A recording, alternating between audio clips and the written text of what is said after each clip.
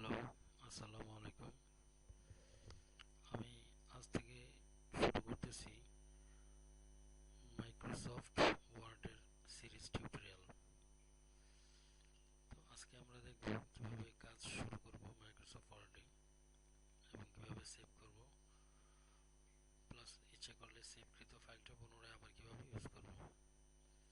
তো প্রথমে ওপেন করার জন্য স্টার্ট মেনুতে ক্লিক করলাম, মাইক্রোসফট অফিস ওয়ার্ড। এখানে আমি ইচ্ছা মতো কোনো কিছু লিখলাম,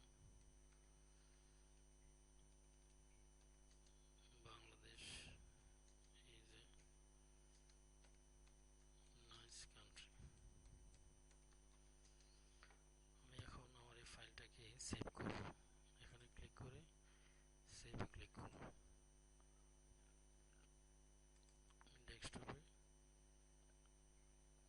সেভ করলাম।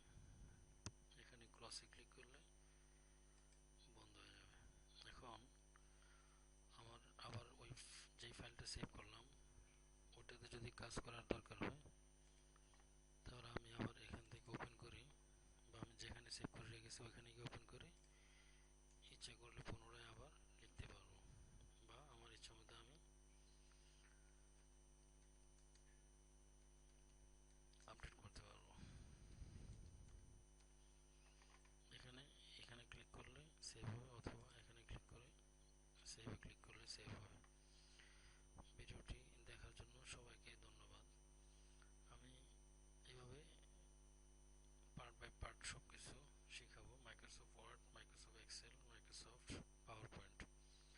তো আপনারা এগুলো শেখার জন্য আমার চ্যানেলটি সাবস্ক্রাইব করে রাখবেন।